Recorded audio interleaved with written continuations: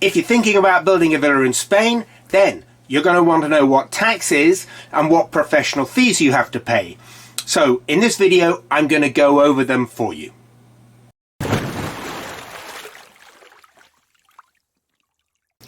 Hello and welcome to the channel, and if you're new here, my name's John Wolfendale and I'm the founder and CEO of Vida Homes.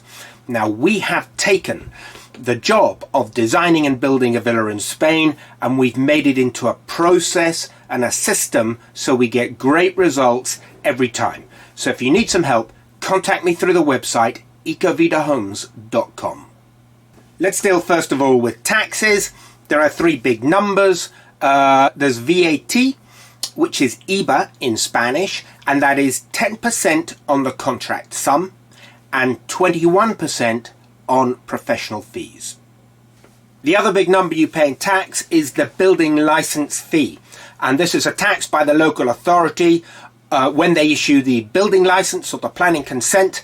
And it's important to note that it varies between municipalities, so we can only tell you exactly what it's going to be when we know exactly where your plot is. And different municipalities have different ways of charging, so it might comprise of 2 or 3 different percentages, and it's going to be a percentage of something called a PEM, Presupuesto Ejecución Material. Okay, and for the moment this is a fictitious number, and just to keep it simple at the moment, let's imagine that the PEM is about 1/3 of what we estimate the contract sum to be for your back of the envelope costings. Having established the PEM in that way, again, just as a general rule for the back of the envelope costings, let's use 4% of that as a conservative number for what the building license fee might be. When we know which municipality it is in, if you let us know that, then we can confirm the actual rates. Then there's the license of first occupation, which is another tax levied by the local authority. And again, just for the back of the envelope costings at the moment, let's use 10% of the estimate for the building license fee.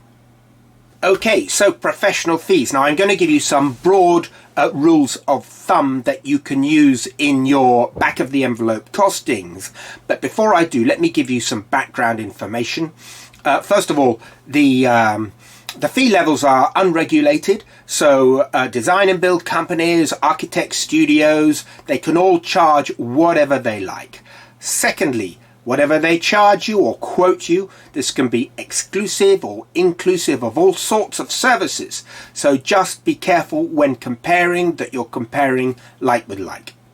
The fees are also going to vary according to the size and complexity of the project. Now, complexity is a subjective concept, especially at the beginning before any design work has been done and feedback received from the client. To give you some idea, site issues, gradient, the level of demotics that might be involved, and the kind of vision that our client has, at least in our case, these are the kind of things that we factor in when we're evaluating the complexity of a project.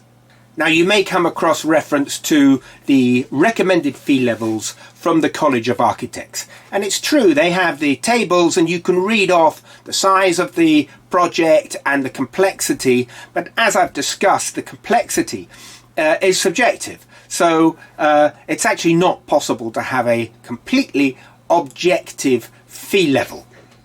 And perhaps the most important variable factor from your point of view is the quality of the work. And we're talking here about the quality of the design, the number of site visits during the construction phase, and how well your professional team and how frequently they communicate with you.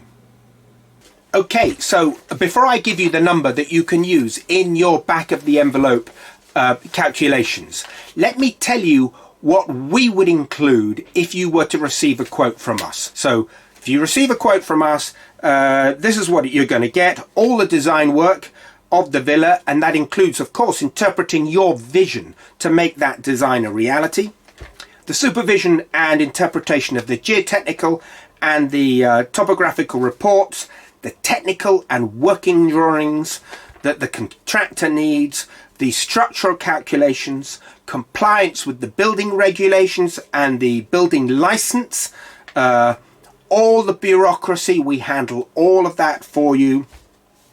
The design also of the terraces, the garden, the driveway, the pool, the front grate, etc. And of course, we're going to organize on your behalf and help you interpret a competitive tender. During the construction phase, the services of the technical architect, the health and safety report, the building book, the supervision of the works, solving problems that crop up, reporting to you, supervising and managing the change orders, and the monthly certificates of valuation. And perhaps above all, in all of this, I would say a very big element of all of this is the responsibility. Okay, the responsibility of the compliance and making sure that we interpret your vision and that you get a great result at the end of the project. Okay, so here are my cost guidelines for all professional fees. That is to include everything in the list that I gave you and therefore your back of the envelope costings. If you shop around, you'll find a range of between 12 and 15% of the contract sum before VAT. That will be enough to cover all professional fees. Now, perhaps you'd be interested to learn how we at Ecovida Homes make your villa energy efficient. In which case you need to watch the next video. So please don't forget to subscribe to the channel. And if you like the video, like it, and I'll see you in the next video.